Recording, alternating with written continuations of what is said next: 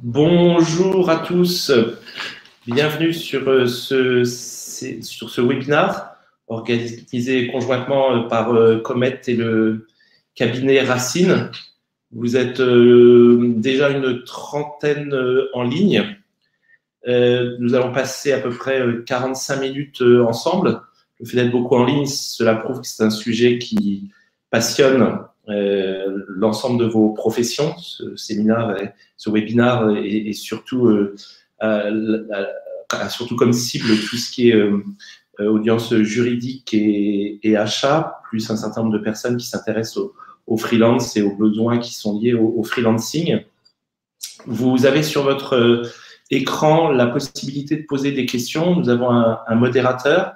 Nous avons prévu environ 10 minutes, un quart d'heure au cours des 45 dernières minutes pour être capable d'adresser toutes vos questions. N'hésitez pas à les écrire. Certains nous ont déjà envoyé quelques questions, donc on aura l'opportunité de pouvoir y répondre. Et sachant qu'on va essayer de rester dans les 45 minutes prévues, si on ne peut pas répondre à toutes les questions, n'hésitez pas à laisser vos coordonnées. On peut vous recontacter individuellement en fonction de vos besoins. Nous avons aussi prévu un sondage qui vous prendra, je pense, moins d'une minute à la fin pour savoir si aussi bien le côté technique que le sujet vous plaît. Côté de ceux qui vont avoir le plaisir dont moi de vous parler aujourd'hui, c'est un exercice qui est toujours un peu difficile parce qu'un webinaire, on ne voit pas forcément l'audience qu'on a en face de nous. Donc, n'hésitez pas au niveau questions-réponses à essayer de le rendre un peu interactif si vous le souhaitez. Une courte présentation des deux personnes qui vont vous parler.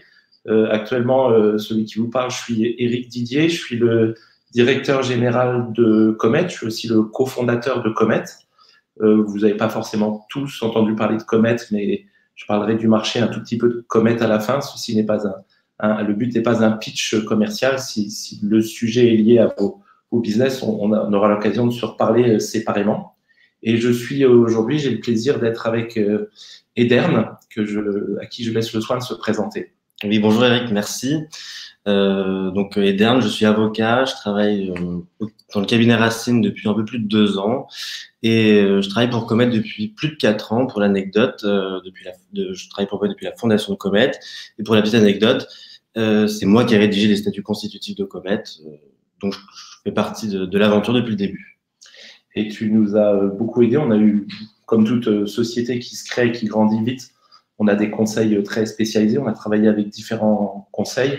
Aujourd'hui, tu travailles pour Racine avec une spécialisation sur nos contrats commerciaux et le contrat de fonds qui nous permettent aussi d'avoir des bases solides quand il s'agit de faire travailler cette étrange population qu'on appelle les freelances.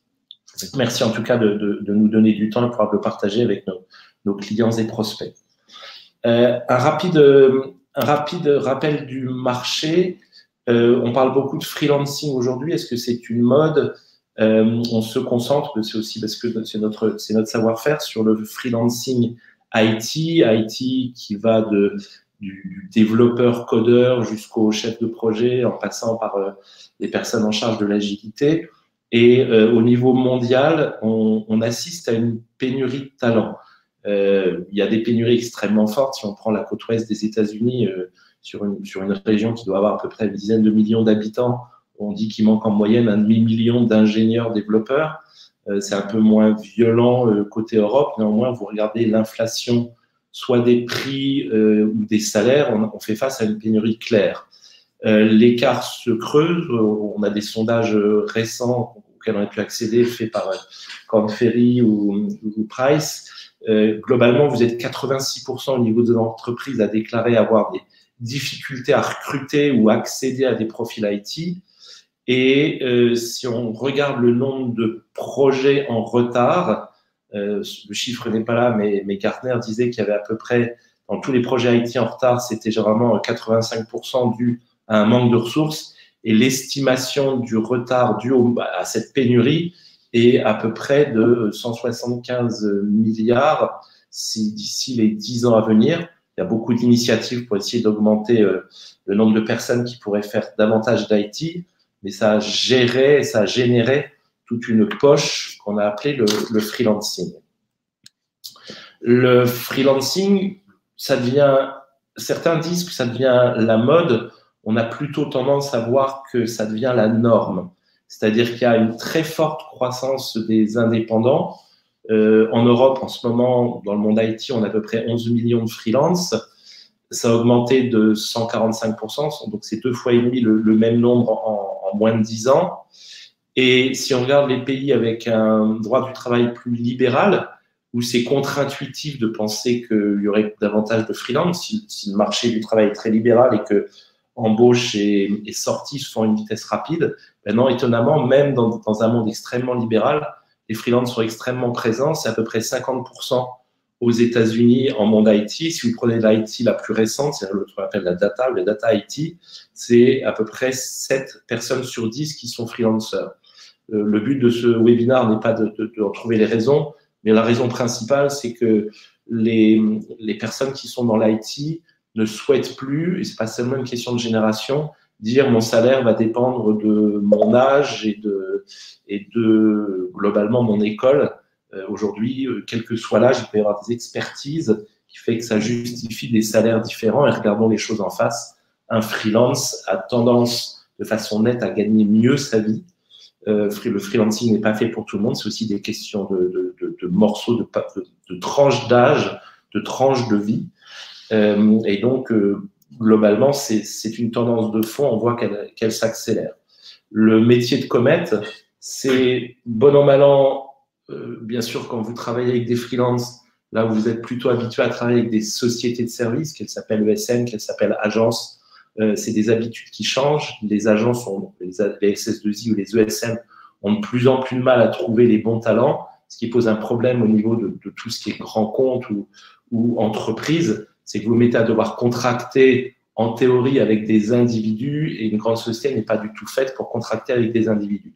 Donc, ce qu'a créé Comet et quelques autres plateformes, c'est le fait de dire au fond, on doit pouvoir servir d'intermédiaire. Encore fallait-il que, c'est un peu plus exclusif côté Comet, encore fallait-il que ça ne vous génère pas des tâches additionnelles au niveau achat phénoménal et surtout que au niveau juridique, vous soyez bien baqué, que les choses se passent bien. Donc, on a développé une nouvelle méthode de travail contractuel côté freelance, côté grandes entreprises. Et derrière, notre métier est de vous fournir les bonnes personnes. Aujourd'hui, on a à peu près 85% des demandes qui sont staffées dans la semaine et on a peu de freelance, entre guillemets, puisque ce n'est pas une plateforme en disant faites votre choix et il y a des milliers de personnes qui sont référencées. C'est notre but de vous trouver la bonne personne en peu de temps.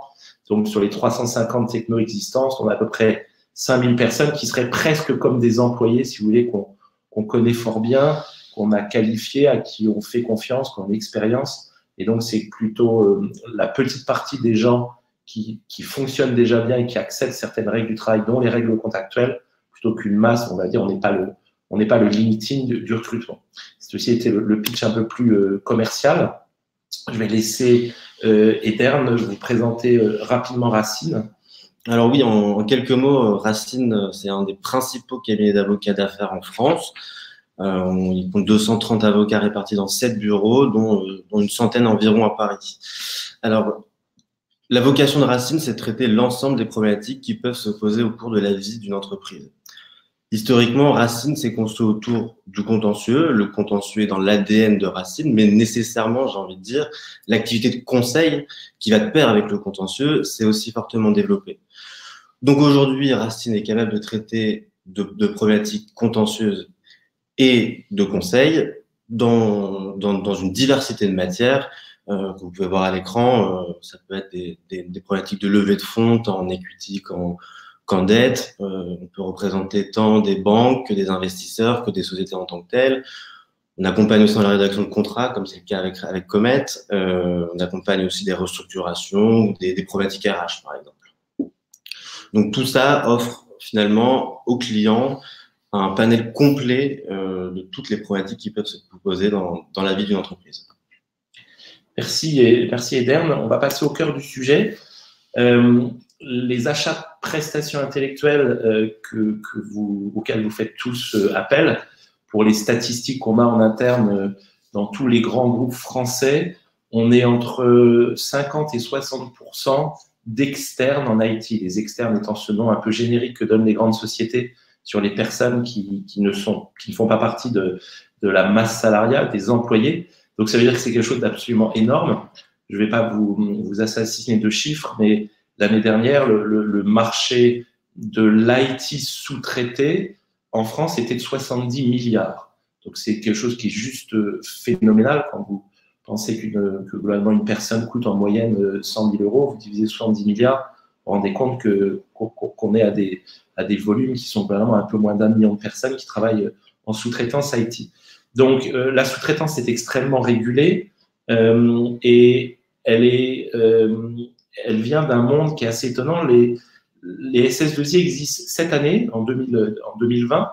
On fête le 40e anniversaire de la naissance des SS2I. Et la raison de cette naissance, c'est pour donner une sorte de souplesse au niveau de la force, des forces vives, au niveau des personnes qui font de l'IT, puisque les lois, il y a 40 ans, simultanément, en quelque sorte, naissait l'informatique et naissait l'augmentation des contraintes ou une baisse de flexibilité des lois du travail. Et donc, c'est entre autres l'un des grands créateurs en France, c'est celui qui gérait Bull, qui était le fleuron de l'informatique française qui a disparu. Et au moment où se créent ces lois assez gênantes au niveau flexibilité, naissait l'informatique qui, de facto, est quelque chose qui se doit d'être flexible.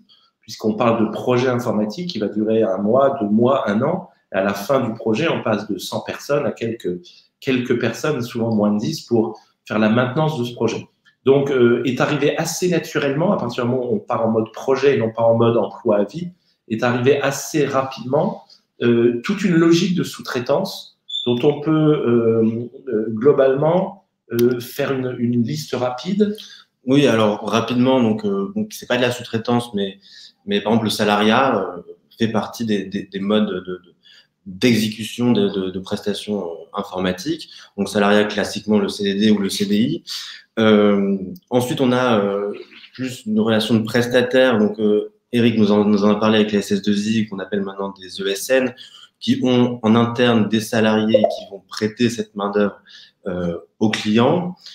Ensuite, on a le modèle de sous-traitance. Sous-traitance, par exemple, Comet et suit ce modèle de sous-traitance où un client va confier à Comet le soin de réaliser une prestation. Comet, lui, va sélectionner dans sa base de sous-traitants la bonne compétence qui va exécuter cette mission. Encore à côté de cette sous-traitance, on a juste un système de mise en relation assez classique. Donc, c'est exactement la même chose que la sous-traitance, sauf que dans ce cas précis, il n'y a pas d'intermédiaire contractuel. Il y a directement un contrat entre le client et l'entreprise et le prestataire. À côté de ces modes, on a le portage salarial. Donc le portage salarial, qui s'est développé assez récemment et qui est aujourd'hui encadré légalement par le Code du travail. Le portage salarial, c'est quoi? C'est une relation contractuelle tripartite dans laquelle un salarié dit porté, qui a un contrat de travail avec une entreprise de portage et qui effectue une prestation pour le compte d'une entreprise cliente. C'est quasiment la même chose que de l'intérim, sauf que ici, le salarié porté, c'est lui vraiment qui va aller faire toutes les opérations de démarchage et qui va aller chercher ses propres clients. De manière un peu similaire au portage salarial, on a le portage commercial. Donc, c'est exactement la même chose que le portage salarial, sauf qu'ici, ça ne concerne pas des salariés qui sont portés, mais des entrepreneurs, des auto-entrepreneurs qui sont portés via une société de portage commercial. Et enfin, on commence aussi à avoir de plus en plus du détachement de travailleurs. Alors, c'est quoi le détachement de travailleurs? C'est un statut qui est réglementé par le droit de l'Union européenne et qui permet à un travailleur d'un État membre d'aller travailler dans un autre pays membre de l'Union européenne. Et son salaire et ses conditions de travail sont régis par son pays d'accueil, alors que tout ce qui concerne cotisations sociales, etc., sont régis, elles, par le pays d'origine. Merci, Edern. Si on reprend le détachement de travailleurs. Avant, on appelait offshoring le fait de sous-traiter à des pays lointains, parce que de shore qui veut dire la plage. On parle souvent maintenant de nearshoring, puisque dans les pays européens, les gens ont le droit de travailler pour d'autres sociétés. On voit une recrudescence du nearshoring, ce qui est plutôt bien, parce que du coup, ces pays-là voient leur taux horaire augmenter, et qui, bien sûr, pose quelquefois un problème de fond. Il y avait, quand c'était avant la distance, qui permettait de ne pas avoir de risque, en quelque sorte, entre les personnes françaises et ceux de l'Union européenne. On voit une naissance du nearshoring, et Internet aide beaucoup à ce que les différentes personnes travaillent indépendamment sur certains projets. Sur les risques, on voit que le droit du travail est très différent d'un pays à l'autre, et on voit des événements très médiatiques. Si on regarderait qu'en France, on voit quand même assez souvent des dérives entre la loi et les pratiques. Est-ce que ce sont des dérives? Est-ce que ce sont des contournements? Est-ce que c'est des interprétations différentes de la loi? Je laisserai les juristes et voir les juges le décider. Mais par contre, on a tous en tête, il y a peu d'années, des requalifications massives dans certains groupes ou dans certaines banques, du travail qui a été considéré a posteriori comme dissimulé. Et là où on pensait que c'était peut-être notre vieille Europe qui faisait attention à son droit du travail, on se rend compte il y a 3 ou 4 mois qu'il y a une décision californienne de considérer une partie des chauffeurs Uber comme des employés et non plus des indépendants. Là où on avait tendance à pointer du doigt en France les méfaits de l'ubérisation, on se rend compte qu'il y a des systèmes correctifs qui se mettent en place. Donc, dit autrement, un contrat est fait pour être certain que vous minimisez les risques. Et on a 4 grandes catégories de risques. On va commencer par la première, qui est ceux qui sont les risques relatifs au droit du travail. Est-ce que tu peux, dans le paysage français, bien sûr, nous dresser une image des principaux risques, en commençant, en tout bien, tout honneur, par ceux du droit du travail? Oui, alors c'est vrai que les problématiques de droit du travail sont au cœur de toutes les réflexions de contractualisation quand on fait appel à un prestataire externe, puisque le droit du travail est en France très réglementé et on le voit, tu l'as rappelé Eric, on est très attaché à ce statut de travailleur et de salarié. Sur les principaux risques, on peut liés au droit du travail, on peut tout d'abord citer des risques liés à des délits pénaux, délits de prêt de main-d'œuvre illicite et délits de marchandage. Donc, vous voyez les définitions apparaître à l'écran. Je vous laisse les lire, mais ce qu'on peut en retenir, c'est que globalement, il y a des conditions communes et des conditions particulières à chacun de ces 2 délits. Dans les conditions communes, tout d'abord, il faut que la personne prêtée, que le travailleur prêté soit salarié pour qu'on puisse entrer dans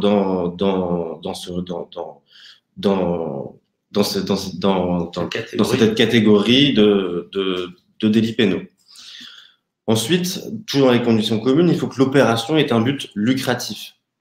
Alors ici, le but lucratif est appréhendé de manière assez large par les juges, puisque elle ne vise pas le but atteint, mais le but recherché. Donc, dès qu'on aura l'intention de réaliser un bénéfice, on pourra tomber sous le coup de ces 2 qualifications pénales.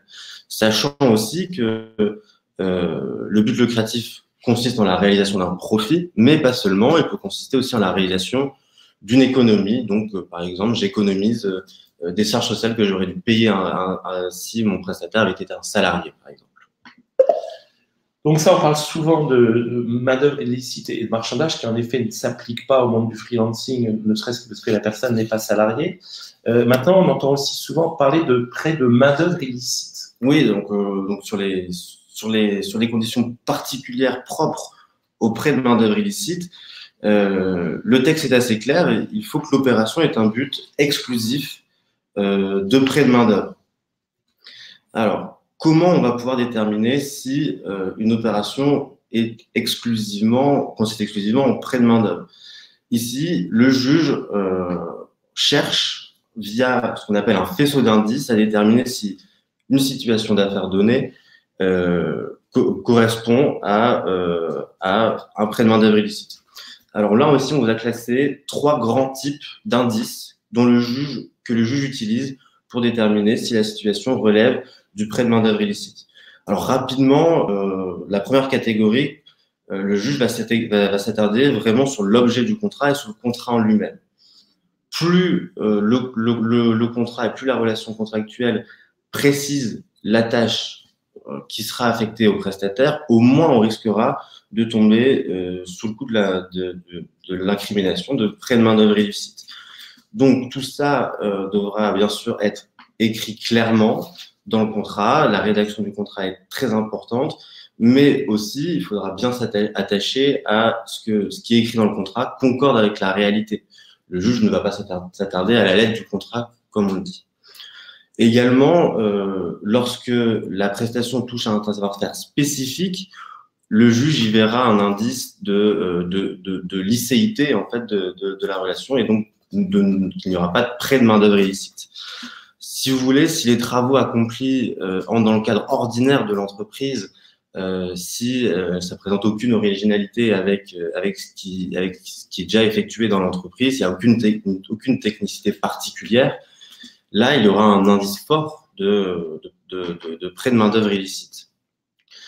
La démarche du juge consiste à s'assurer que l'opération mise en œuvre, en fait, ne vise pas seulement à répondre à un besoin de main-d'œuvre, mais vraiment à une qualification, une compétence bien particulière. Rapidement, dans la deuxième catégorie, on a l'encadrement des travailleurs qui sont fournis, qui sera scruté par le juge. Donc, est-ce qu'il y a une relation de subordination entre le client et le prestataire ou les salariés du prestataire? Est-ce que le client a une autorité directe sur les personnels du prestataire? Est-ce qu'il a une possibilité de sanction disciplinaire?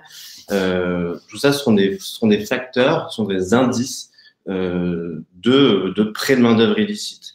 Également, dans la répartition des tâches et dans l'organisation du travail, normalement, un prestataire il revient au prestataire de déterminer de manière autonome, indépendante et sous sa propre responsabilité la répartition des tâches, l'organisation des tâches. Si tout ça est géré par l'entreprise cliente et exclusivement par l'entreprise cliente, on y décèlera un indice, encore une fois, de prêt de main-d'œuvre illicite.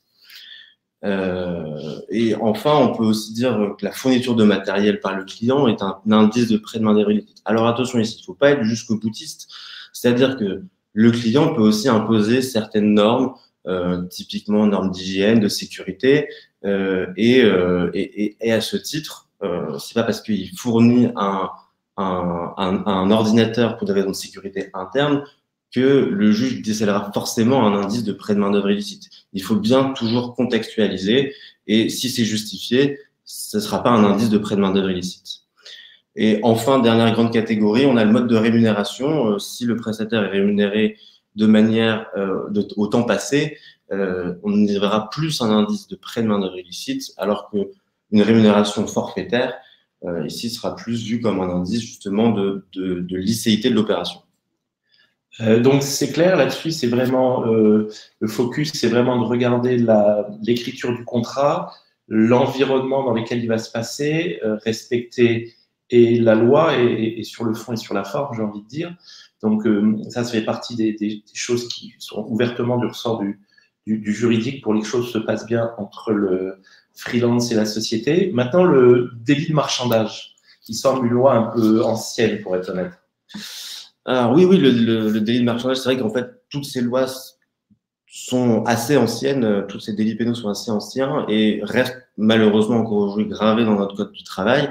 Et nous, on pousse à cette évolution. Concernant le délit de marchandage, encore une fois, ici, il y a une condition propre. Donc, il y avait des conditions générales communes avec le prêt de main-d'œuvre illicite que sont le salariat et le but lucratif, mais dans les conditions propres, ici, il faudra démontrer que l'opération occasionne un préjudice aux salariés ou alors que l'opération élude l'application d'une disposition législative, réglementaire ou d'un accord collectif.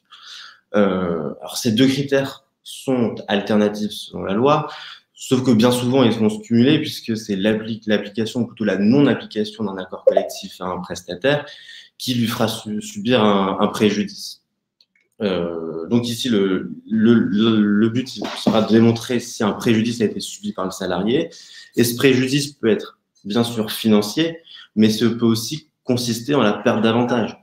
À titre d'exemple, donc s'il avait été salarié de l'entreprise cliente, il aurait pu participer aux institutions représentatives du personnel, il aurait pu voter pour cela. Or, en étant salarié d'une autre structure, il ne peut pas avoir cet avantage-là. Merci Hélène. J'en profite pour répondre à la volée une question qui était, est-ce que ça veut dire que quand on travaille avec un freelance, on a exactement ces mêmes risques? La réponse, c'est que pour certains risques, oui, pour certains risques, non. Et toutes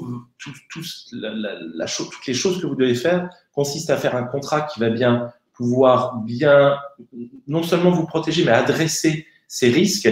Vous savez comme moi qu'à côté de ça, c'est parce qu'il y a un risque à adresser qu'on ne peut pas, qu'on n'est pas à risque d'avoir une procédure. Mais globalement, un freelancer, puisque le statut de freelance n'existe pas en France, un freelancer est derrière soit un auto-entrepreneur, soit un entrepreneur qui a une société unipersonnelle de type SASU, URL, et choses comme ça.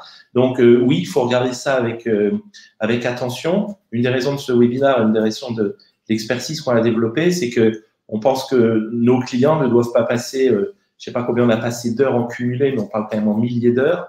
Chaque client ne devrait pas passer ces milliers d'heures pour trouver le cas idéal. Donc, on va continuer sur les risques et après, on vous expliquera la façon dont on les a adressés dans un contrat un peu standard. Oui, exactement. Alors, si je peux me permettre juste une petite précision. Donc, a priori, ici, on parle de salariés. Il faut qu'il y ait un salarié dans l'opération pour que on tombe sur le coup du délit de marchandage ou de preneur d'œuvre illicite. Il ne faut pas perdre à l'esprit que l'auto-entrepreneur ou le freelance via sa SASU n'est pas un salarié. Pour autant, on le verra ensuite, on peut avoir des questions de requalification de cette relation d'affaires en contrat de travail et donc tomber sous le coup de ces deux infractions pénales. Et surprendre du coup tout ce qui s'applique à un salarié. Maintenant, parlons un peu du travail dissimulé, qui est aussi dans les grandes discussions qu'on a aussi bien côté SS2I, ESN, que nous, freelance, pour être certains de faire les choses dans l'ordre. On parle souvent de travail dissimulé. Oui, le travail dissimulé, grossièrement, c'est le travail au black. En fait, le travail dissimulé, ça désigne le fait de ne pas déclarer intentionnellement tout ou partie d'un emploi salarié, ou alors de recourir à un prestataire qui ne respecte pas la législation sur le travail dissimulé. Pour schématiser, on a deux grands types de travail dissimulé. On a le travail dissimulé par dissimulation d'activité.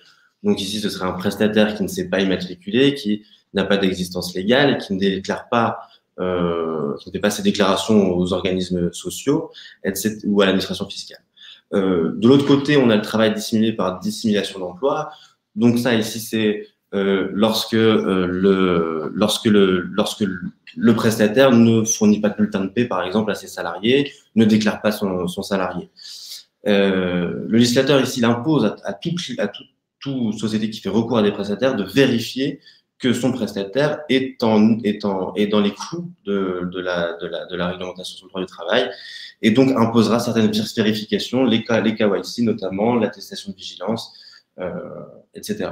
Très bien. Là encore, on a essayé de balayer l'ensemble de cela. Aussitôt que vous avez des questions un peu spécifiques qu'on ne peut pas forcément adresser lors de ce webinaire, on sera ravi d'en discuter avec vous différemment. Tu le disais juste un tout petit peu avant, tout ça s'applique à des salariés, mais justement, la loi a inventé cette logique de requalification en contrat de travail. Oui. Alors, qu'est-ce que c'est que la requalification en contrat de travail? On parle de requalification en contrat de travail lorsqu'une situation contractuelle donnée correspond dans les faits à une relation employeur-employé. Alors attention, la transformation d'une relation d'affaires en un contrat de travail n'est ni instantanée ni automatique. Il revient au juge de requalifier une relation d'affaires en contrat de travail. Pour ce faire, le juge utilise la technique, encore une fois, du faisceau d'indices pour déceler s'il y a un lien de subordination entre le client et le prestataire ou les salariés du prestataire. On a deux grands types d'indices, encore une fois, ici, qui sont catégorisés, vous pouvez le voir à l'écran. On a d'un côté des éléments qui traduisent une autorité de contrôle de l'employeur sur le prestataire, donc un véritable pouvoir hiérarchique, un pouvoir de sanction. Et on a de l'autre côté des conditions matérielles d'exercice de l'activité qui peut venir témoigner d'un lien de subordination. Quand on impose des horaires à un prestataire, quand on lui impose des vacances, quand on lui fournit un badge, par exemple, mais un badge qui n'est pas distinct de celui qui est fourni aux salariés, ou alors quand on fournit du matériel ou d'adresse mail, par exemple, qui n'est pas distincte de celle du salarié.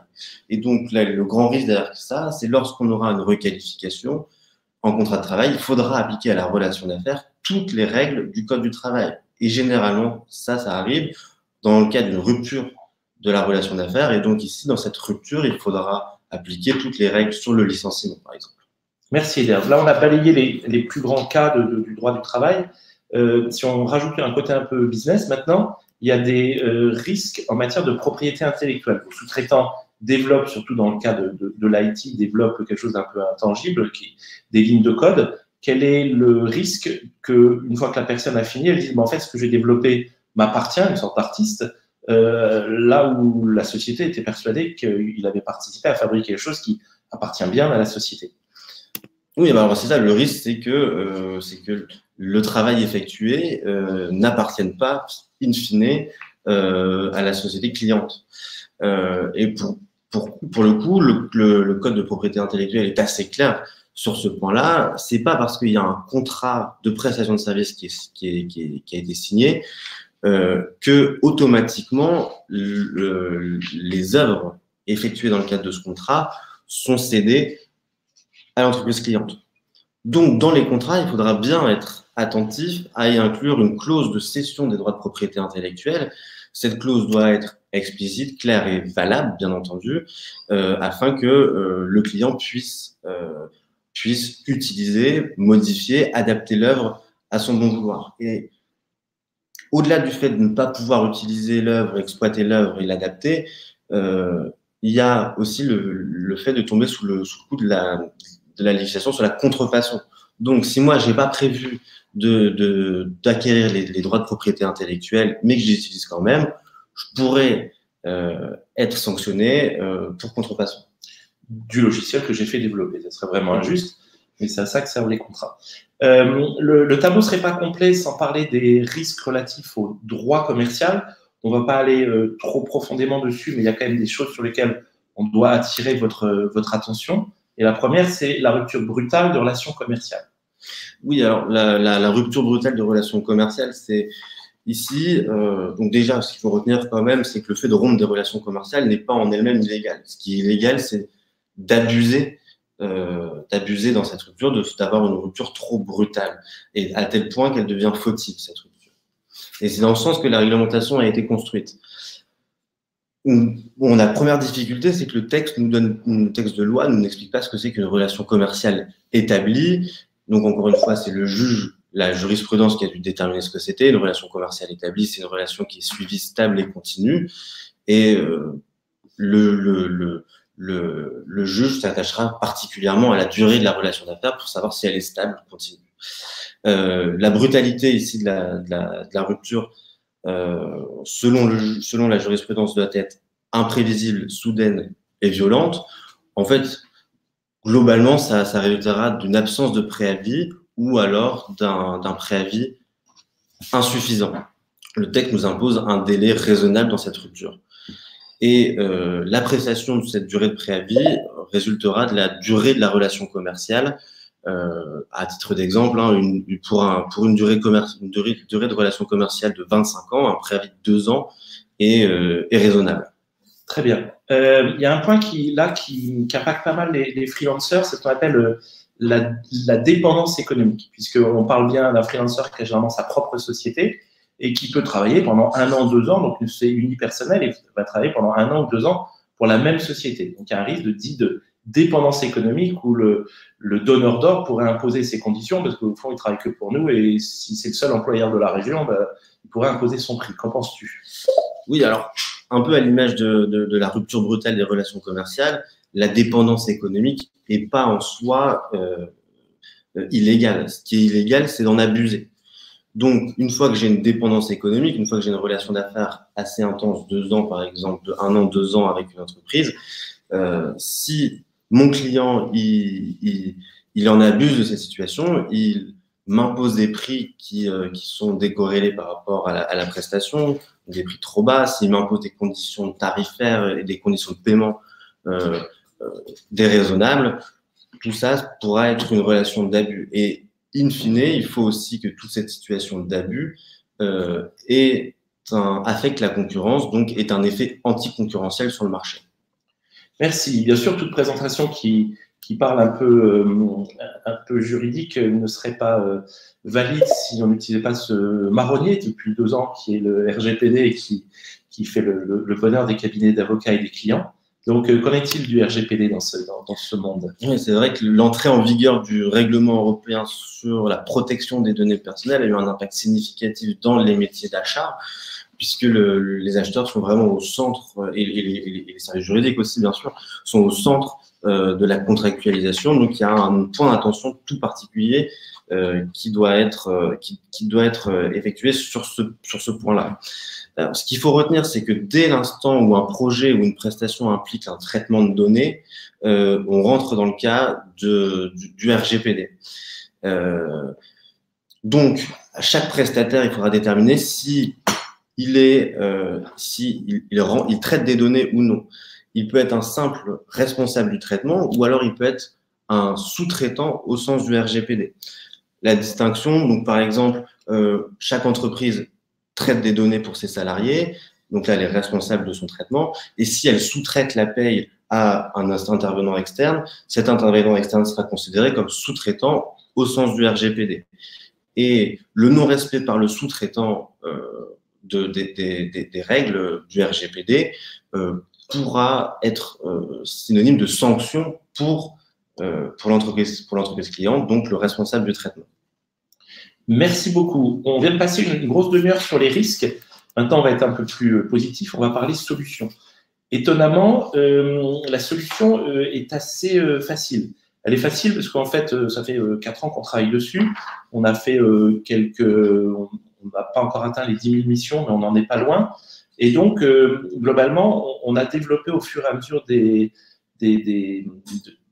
relations avec nos clients et de tout ce qui s'est passé sur le terrain, on a développé un modèle juridique qui permet de couvrir de façon efficace tous les risques que tu viens de décrire. Quand je dis on a, entre autres avec ton aide et de quelques autres juristes, mais beaucoup de ton aide, on n'a pas encore décidé d'open sourcer, c'est une tradition dans le monde anglo-saxon, d'open sourcer les décisions. Open sourcer, c'est-à-dire comme un soft open source, dire on le donne à tout le monde et tout le monde peut le faire évoluer. On n'a pas encore open sourcé notre contrat, mais peut-être qu'un jour on le fera.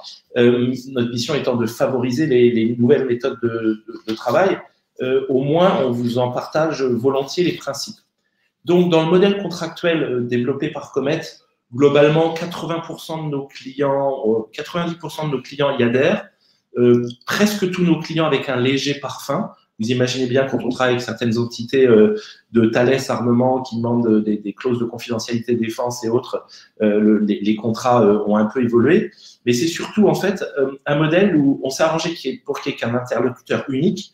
N'oublions pas que même si le contrat est important, il faut que la relation commerciale puisse se faire. Et si un contrat nous empêche de travailler d'un côté ou de l'autre, il n'y a aucun intérêt à faire du business. Donc, on s'est arrangé pour qu'il y ait un interlocuteur unique, vraiment la personne sur qui nos clients peuvent taper si quelque chose ne se passe pas bien, et d'avoir une assistance juridique, technique, etc. tout au long de la mission. Et bien sûr, dans le côté business, d'avoir une facture éventuellement consolidée, des paiements uniques. On commence à avoir des clients qui ont beaucoup de freelancers, soit par chez nous, soit par ailleurs. Vous imaginez bien qu'une société qui doit traiter avec 250 individus, 250 contrats individuels avec des goûts différents, des habitudes différentes, c'est juste impossible. Donc, on s'est mis un peu en tant que guichet unique. Et pour pouvoir résoudre le fait que ça ressemble à un contrat de sous-traitance classique, donc ça ne change pas les habitudes de nos clients, on a fini par développer 2 contrats. Un contrat qui lie Comet au client, puis un contrat qui lie le freelance à Comet, et qui est en fait un contrat exactement miroir. C'est la copie du contrat client, mais dans l'autre sens au niveau des différents interlocuteurs, et qui permet de gérer l'ensemble de l'ombrelle, du chapeau, de l'ensemble de la relation des prestations, qui contient tout ce qu'on a vu avant, JPRD, NDA, confidentialité, propriété intellectuelle, etc., qui définit les conditions tarifaires et qui derrière est attaché mission après mission à un bon de commande. Donc on se retrouve dans les choses que vous savez tous gérer, ce sont les contrats de type ESN, SS2I, sauf qu'on a pu faire un carve-out, on a pu se débarrasser enfin pas se débarrasser, mais traiter l'ensemble des points qui fait qu'une SS2I a une relation contractuelle, qui a un contrat de travail avec son employé, là où nous ne pouvons pas en avoir. Et donc on a ces deux contrats et Comet est chargé de l'application de ces deux contrats. La beauté de ce contrat, c'est qu'il a deux parties. Un qui est la gestion de la mission, qui va couvrir tous les risques dont on vient de parler. Et après, une autre partie du contrat qui est la prestation d'assistance technique, ou un peu différente, s'il s'agit de forfait, et qui est sous-traité au freelance. L'ensemble de ce qu'on a développé au niveau soft nous permet aussi d'être certain que le freelance adhère en avance de phase aux demandes clients. Et après, on va être celui, et au niveau assurance et au niveau de cascade de responsabilité, on Comet va être celui qui prend ça en charge.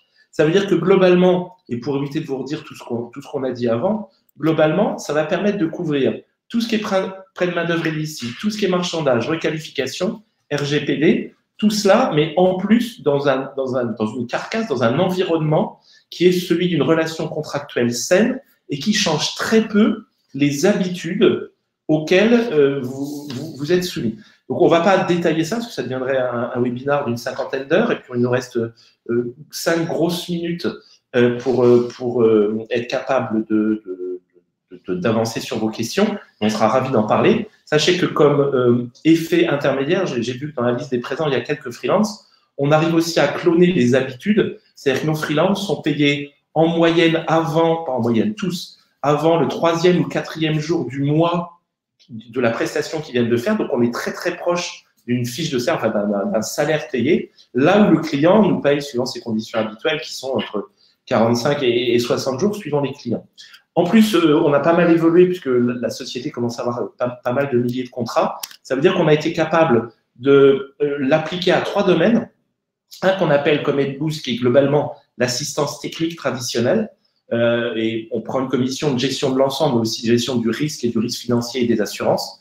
Il y a des choses qu'on appelle Comet Fleet, donc globalement le forfait. Et une chose qui commence, et j'ai vu des questions là-dessus, on va voir celle qu'on a le temps de redresser, qui est ce qu'on appelle le portage administratif, parce qu'une forte demande de nos clients, qui nous connaissent bien, on travaille avec à peu près 80% du CAC 40, et depuis maintenant 6 mois, elle fait dire, vous avez développé quelque chose qui est costaud, qui marche bien, qui a été mis à l'épreuve des balles, on n'a pas eu de problème avec vous. On a plein d'interlocuteurs qui font des bouts de moitié portage, on a du mal à s'y retrouver. Est-ce que vous pouvez être notre concentrateur pour arriver à être l'intermédiaire qui fait que l'ensemble des gens qu'on a en freelance, en portage un peu original, est-ce qu'ils pourraient travailler avec vous? Donc, vu qu'on a une mission qui est celle justement de favoriser ces nouvelles règles de travail, on a développé une offre qui globalement est à prix coûtant, de façon à pouvoir faire ça pour nos clients, faire ça pour les freelances. C'est pas là-dessus qu'on gagne notre vie, mais c'est assez efficace pour être une sorte de guichet unique, un peu comme si c'était une jambe en plus au RH pour gérer l'ensemble des gens qui ont un statut de freelancer. Voilà ce qu'on voulait vous dire aujourd'hui. On a pris 5 minutes de retard, 10 minutes de retard par rapport à ce qu'on voulait, mais on va essayer de rester à l'heure. Donc, sachant qu'il reste 2 à 3 minutes de webinaire, on va gérer une ou deux, essayer de répondre à une ou deux questions, puis après on va étendre de 5 ou 10 minutes pour les questions qu'on a, mais pour que quelque part vous n'ayez pas, vous puissiez vous-même garder votre agenda, n'hésitez pas à quitter le webinaire. Les 5 ou 10 minutes qui restent vous seront transmises en automatique si vous voulez regarder. Il y aura un fichier, donc on étend de 5 ou 10 minutes pour ceux qui le souhaitent, pour gérer un certain nombre des questions que vous avez faites. Je vais commencer par la première question qui a été posée, c'est tout ce qui est confidentialité. Ça fait partie du contrat ou c'est signé par le freelance lui-même? Quelle est la relation intuitive personnelle et quelle est la relation contractuelle? Donc la réponse est un peu les deux. Eder, est-ce que tu veux en dire un mot? Oui, alors nous, on sait que la confidentialité, c'est essentiel dans beaucoup de métiers et dans quasiment tous les métiers. Donc, dans nos modèles de contrat, on a inclus cette clause de confidentialité, que ce soit dans le contrat avec le client, entre le client et Comet, mais aussi dans le contrat miroir avec le freelance. Et le client peut aussi agrémenter cette clause, peut aussi exiger un accord de confidentialité en direct avec le freelance, etc. Merci, Eder. Une deuxième question qui était posée par Christophe. Est-ce que vous avez eu déjà des cas de requalification? Est-ce que vous avez déjà eu des conflits clients freelance? Comment les gérez-vous? Donc, comme on a un pourcentage, bien sûr, de choses où le client ou le freelance ont une insatisfaction. Par contre, on n'a eu aucun cas de requalification. On a fait travailler, on a vu tout à l'heure, on a 5000 freelances qui sont inscrits chez Comet. On a eu la chance de ne pas avoir été challengé là-dessus, ce qui prouve sans doute un côté assez efficace du contrat, plus robuste, on va dire, plus le fait que les freelances sont des personnes qui, malgré quelquefois le fait qu'on pense que le freelance n'est pas toujours de bonne qualité, sont des gens qui sont pas forcément conflictuels. Et après, la question qui allait avec, est-ce que vous avez eu des conflits commerciaux? Oui, mais là, on l'a traité de façon commerciale, c'est-à-dire que on s'arrange pour que on n'est pas dans le droit du travail, c'est-à-dire les préavis en quelque sorte, pas au sens légal du terme, mais le temps qu'un freelance peut travailler, on s'arrange pour qu'il soit très court au début, pour qu'on puisse avoir une sorte de période d'essai à la journée, si le freelance est d'accord, si le client le souhaite, et réciproquement. Et puis après, au fur et à mesure de l'extension du contrat, qui peut aller jusqu'à plusieurs mois, cette période augmente, puisqu'en fait, le client de méfiant au début veut être certain que le freelance ne va pas trouver une autre mission derrière pour aller voir si l'herbe n'est pas plus verte ailleurs. Du coup, là, un peu comme s'il y avait une sorte de période d'essai pour un employé qui était variable, ce qui est le cas d'ailleurs en France pour les 3 premiers mois, mais variable au cours d'1 ou 2 ans. Une question qui était d'Adrien, qui est est-ce que vous connaissez le nombre de freelances dans l'IT en France? Alors là, ça n'est pas partie des stats officielles françaises, mais bon an, mal an, il y a à peu près 1 million de freelanceurs stables, tous métiers confondus, et il y a à peu près 1,5 million de personnes qui veulent bien faire freelancer la nuit, le soir, job optionnel. Dedans, on ne compte pas les gens qui sont chauffeurs Uber occasionnels ou Uber X, etc. On parle bien de sous-traitance. Et ça, c'est tout métier confondu. On va trouver des artistes, on va trouver des personnes qui sont graphistes, on va trouver des personnes qui font un bout juridique, on va trouver vraiment plein de choses. Donc, par contre, seulement dans le monde de l'IT, on estime qu'en France, tout confondu, temps partiel, temps complet, il y a à peu près 120 000 personnes, 150 000 personnes, et c'est ceux qui croissent le plus au cours des dernières années. Vous avez vu que ça a augmenté de 150% en 10 ans. En vrai, les freelance IT, c'est de plus en plus, et l'hémorragie, si je puis dire, vient principalement des ESN. La plupart des gens qui se mettent freelance sont des gens qui avant étaient consultants en ESN et qui se mettent à leur compte. Est-ce qu'on peut développer, c'est une question d'Ève, le portage commercial? Quelle est la différence avec le portage salarial? Portage salarial, tu en as parlé, Dan, je te laisse le rappeler. Alors la principale différence, c'est que dans le portage salarial, la personne qui effectue la mission est salariée d'une entreprise de portage, alors dans le portage commercial, la personne portée est indépendant et donc n'est pas soumis aux règles du droit du travail. Mais sinon, après, dans les faits d'exécution de la mission, c'est similaire. Absolument. Donc nous, quand je vous parle, d'ailleurs, c'est le slide que vous avez encore à l'écran, qui s'appelle Connect, c'est en fait purement du portage administratif ou du portage commercial, si vous le souhaitez. N'oublions pas que le portage salarial a un certain nombre de contraintes très très proches de celles de l'intérim. Entre autres, par exemple, en théorie, il ne devrait pas y avoir de démarchage commercial. Le démarchage est censé être plutôt de la responsabilité du porté que de la société de portage. Donc, il y a pas mal de choses qui sont un petit peu pointues. Nous, on s'est concentré sur le portage administratif, parce que ce qu'on constate aussi en interview de nos freelances, c'est que souvent, le portage salarial, c'est une sorte de… on sort des habitudes de salariés, mais on aimait bien, au fond, voir qu'on payait des taxes pour être capable d'avoir droit à certaines logiques d'assédic, de retraite et autres. On n'a pas encore fait le pas complètement, on n'a pas encore créé sa structure. Le droit du travail français n'est pas forcément aisé. Et donc, c'est plutôt une étape un peu intermédiaire. Aussi, on a un moment de sa vie, on a besoin de prendre un prêt, on a besoin d'être un peu plus virtuellement plus solide pour aller voir des banques. Donc, en fait, nous, on s'est surtout attaché à la partie portage administratif. Et dans certains cas, d'ailleurs, on porte des personnes qui elles-mêmes sont en portage salarial. Par contre, une chose est claire, c'est qu'on fait tout pour limiter le volume de sous-traitance ou le nombre d'étapes de sous-traitance. Le but, c'est que le client ne paye pas le double à cause de 15 sous-traitances et aussi que celui qui travaille gagne correctement sa vie. Donc, on est assez rigoureux là-dessus.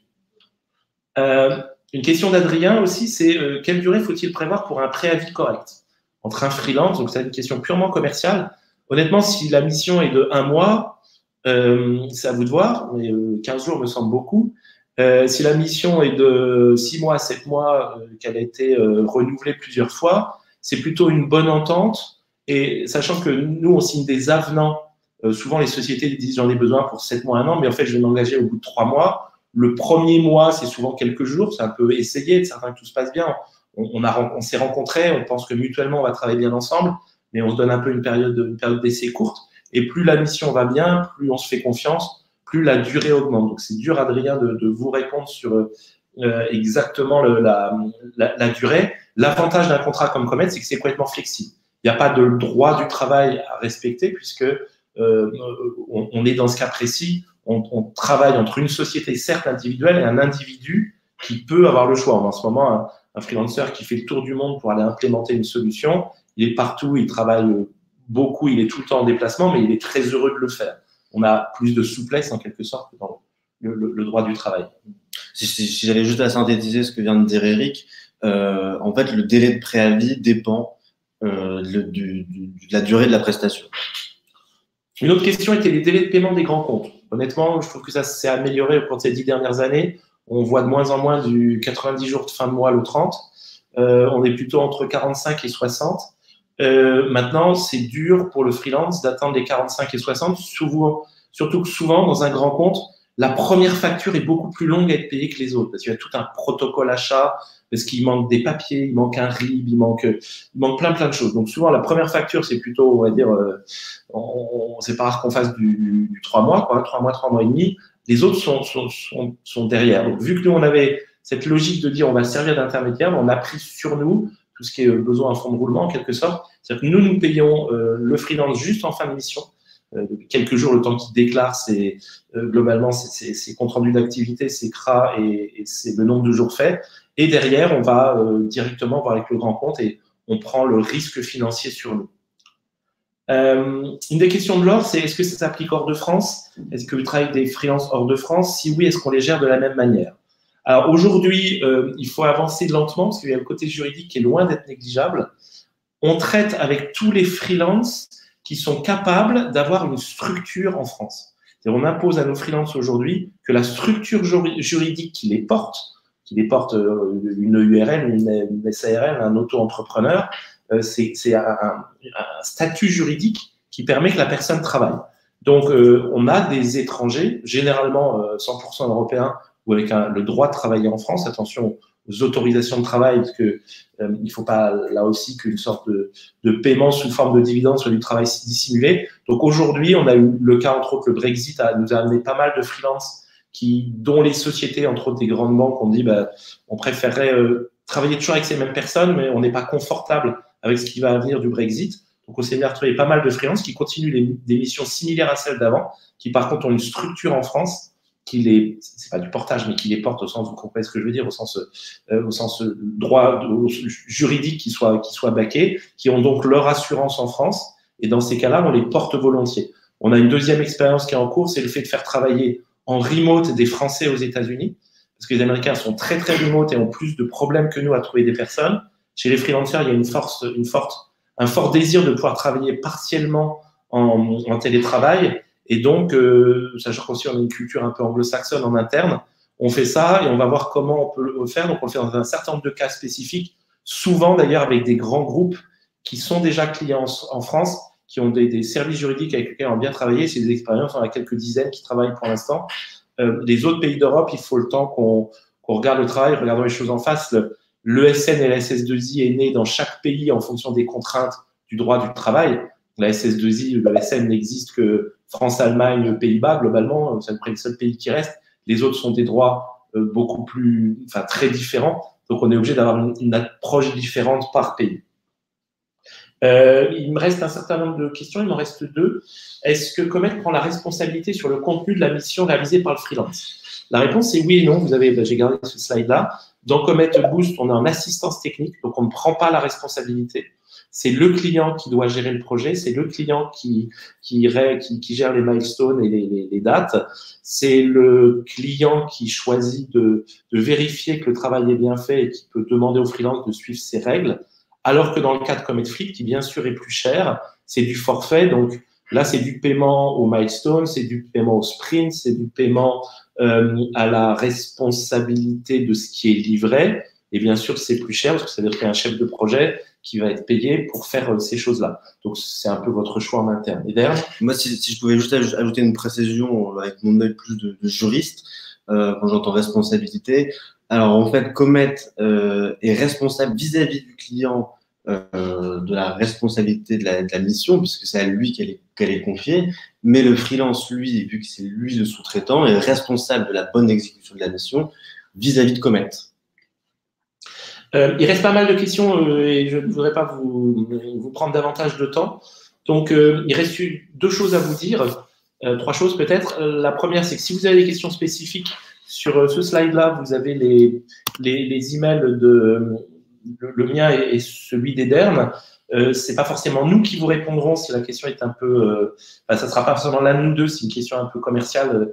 On sous-traite respectivement à d'autres personnes qui travaillent avec nous. Mais n'hésitez pas, le freelancing, les rapports freelancing société, c'est un sujet qui nous passionne. On espère bien qu'à terme, le droit du travail évoluera aussi pour donner un peu comme en France, où il y a ce beau statut des professions libérales qui est très respectable. Celui du freelancer IT n'a pas encore ce beau statut. Donc, on espère bien qu'un jour, on arrivera à cette logique, ou une sorte de portage très, très ouvert et avec temps de travail très variable.